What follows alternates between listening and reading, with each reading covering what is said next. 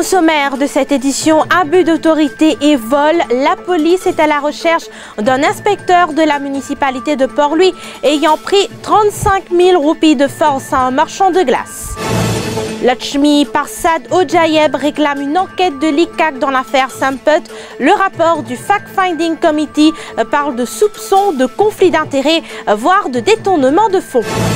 Les 12 000 premiers bénéficiaires de la Negative Income Tax ont déjà reçu leurs allocations.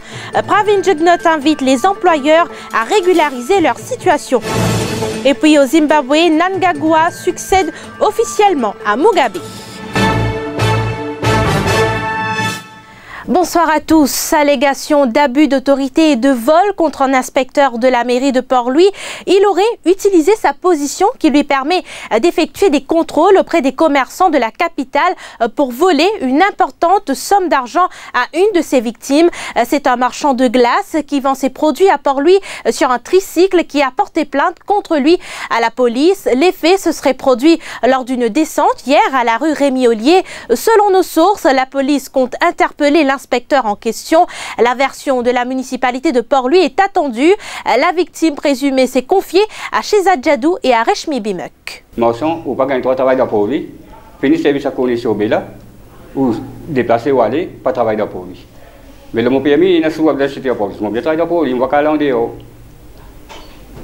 Quand il dit moi ça, il a le toujours. Mon fils service à client là, c'est au Béla. Moi, je pense que ça pourrait venir encore, moi, pas vous dire, je reste en place. C'est-à-dire, les temps, ils descendent depuis dans le van là, ils disent beaucoup de motocycles, ils ne posent jamais le mot vitrine. Ils disent, ça, mais ça, c'est grand ça, c'est trop gros, c'est pas pour mettre dans mon van ça. Mais quand vous pensez à mettre dans mon van, mais moi, vous prends tout sa recette qu'on travaille depuis quand matin là, parce que moi, je viens pour saisir, moi, vous saisir, pas pour aller sous aller. En même temps, moi, j'ai une somme d'argent, 35 000 roupies, mon intabasé par l'hôpital. Mais tout est ensemble, les temps, ils mettent la main. Maintenant, on pose mon pèse mon ami, mon pèse mon poste avec mon ami, il tient mon ami, il prend ben l'argent là. Il manque comme une pour saisir, moi pour aller soir comme ça, moi pour bien saisir parce que moi j'ai l'autre pour saisir. Moi c'est fini, quand on gagne ben l'argent là, il saisit. Mais pour moi pour casser l'autre chèque, ni où c'est au non, mais moi bien pour un chèque de travail. Oui, après on a le fanfaron, moi fait une entrée, moi je fais l'entrée, je dois signer, il m'a correct pas aller. Le rapport du Fact-Finding Committee sur l'affaire Vijaya Samput recommande l'ouverture d'une enquête de l'ICAC. Le président de ce comité, l'Acting Assistant Solicitor General, Lakshmi Parsad Ojayeb, soupçonne un cas de conflit d'intérêts, voire de détournement de fonds. Le document a été remis au Secretary to Cabinet, Nayan Kumar Bala. Le Fact-Finding Committee avait été institué par le Conseil des ministres suite à la polémique entourant une augmentation de 100 000 roupies perçues par Vijaya Samput, alors directrice du Cardiac Center. Les précisions de Shanmuga Alagapen. Vijaya Samput touchait 323 000 roupies comme salaire mensuel. Cette révélation de nul autre que le nouveau ministre de la Santé, Anwar Usnu, au Parlement en mars dernier, a eu l'effet d'une bombe. Comment a-t-elle pu obtenir une telle augmentation ? Quel a été le rôle joué par le précédent ministre de la Santé, Anil Gayan? Dans quelles circonstances l'aval du ministère a été obtenu pour arriver à ce chiffre? Et dans quelles circonstances le conseil d'administration du Cardiac Center l'a-t-il avalisé? Le rapport Ojayeb a fait plusieurs recommandations, notamment sur l'ingérence ministérielle, la participation du président d'un conseil d'administration d'un corps para-étatique dans des activités politiques. Mais plus important encore, Lakshmi Parsad Ojayeb demande que l'ICAC s'intéresse non seulement aux allocations perçues par Vijaya Samput, mais également à sa voiture et la possibilité qu'il y ait eu conflit d'intérêts et potentiellement détournement de fonds. C'est désormais au Conseil des ministres de trancher. Les premières bénéficiaires de la Negative Income Tax ont reçu leur allocation aujourd'hui. Une cérémonie en ce sens a eu lieu au siège de la Mauritius Revenue Authority en présence du Premier ministre. À ce jour, plus de 12 000 comptes bancaires ont été crédités sur les 22 800 applications reçues. Pravin Jugnauth a lancé un appel aux employeurs pour se régulariser auprès du National Solidarity Fund et du National Pension Fund. Un appel à l'employeur. Parce que d'ailleurs, c'est une des raisons qui fait une bizarre revoir les conditions, les critères pour paiement de l'éligibilité de négative income tax. Vous remarquez qu'il y a un certain nombre de employeurs qui n'ont pas respecté la loi parce qu'ils n'ont pas contribué régulièrement à National Pension Fund, National Savings Fund, donc qui a une obligation pour les travailleurs. Et pour ne pas pénaliser les travailleurs, pour ne pas laisser qui sa condition-là continue à rester parce que ce n'est pas la faute de travailleurs. Mais nous faire de sorte, nous donner une flexibilité, ça veut dire le moins que l'employé qui est éligible mais réclame ce negative income tax, de 100 mois-là, l'employeur ça fait de sorte qu'il contribue donc à National Pension Fund.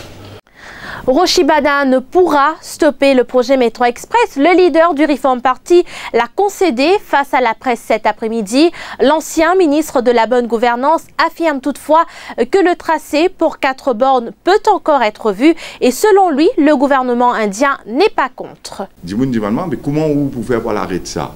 Mais mon cas, ça projet-là pas capable d'arrêter, le contrat a été signé. Mais seulement, on est en communication avec le gouvernement indien à travers l'ambassade, comme tu mentionnes, le problème.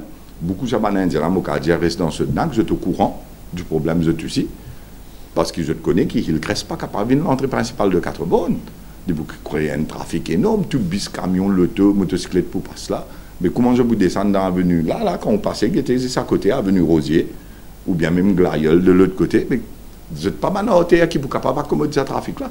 De l'autre côté, si vous prenez l'avenue Hirondelle pour aller sur le côté Winners, Candeuse, vous allez créer un trafic jamais énorme, la Louise.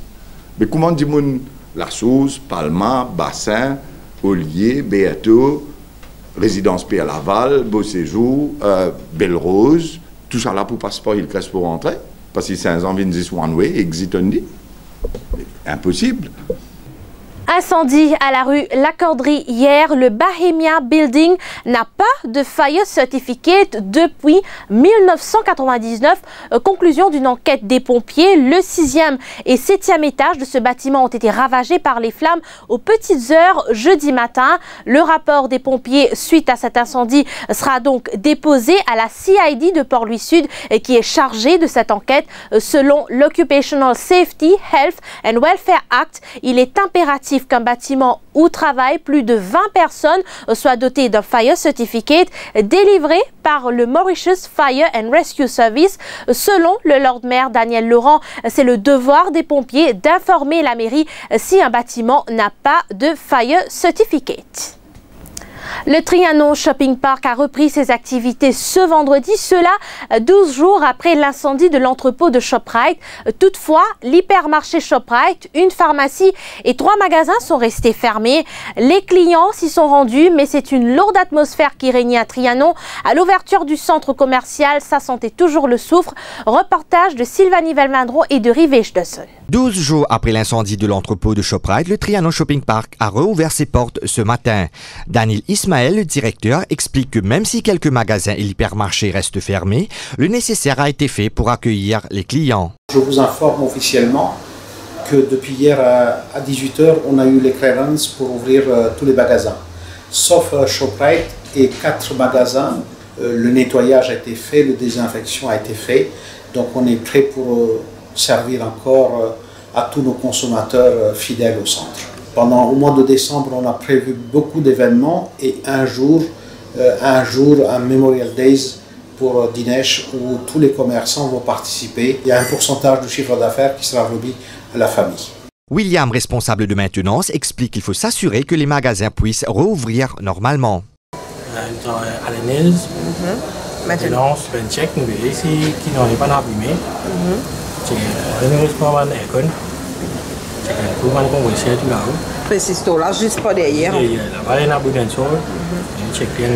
Alors que magasin Wanai, Marie-Josée et ses collègues ont déjà fait leur première vente de la journée. D'habitude à Trianon, il y a toujours beaucoup de personnes, on a des clients et j'espère bien, peut-être aujourd'hui c'est la réouverture, mais prochainement là, dans les heures à venir, je ne vais pas dire dans les jours, dans les heures à venir, j'espère bien qu'il y a mes clients. Pour ça, 10 jours là, comment sont-ils passés? Comment sont-ils vivre?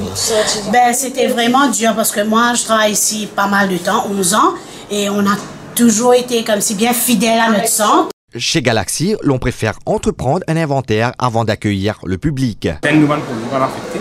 Ça veut dire, tu as de l'eau infiltrée dans le magasin, mais tout nouveau produit qu'on devait trouver toujours la table, toujours dans le shop. Mais là, à ce là nous devons bien tester le produit. Et aussi, nous devons faire un check au niveau, nous devons faire un safety, faire un check au niveau de extincteur, au niveau de exit points. Tout ça là pour que nous ne pas gagner un incident comme ça à la base. Mais seulement ouverture, il prévoit peut-être demain, mais suite à ça va une petite rénovation qui nous fait là, nous confirmons ça d'ici cet après-midi. Si l'atmosphère est encore lourde au Trianon Shopping Park, les employés souhaitent un retour rapide à la normale. Et puis dans le monde, l'actualité dominée par la cérémonie d'investiture d'Emerson Mnangagwa.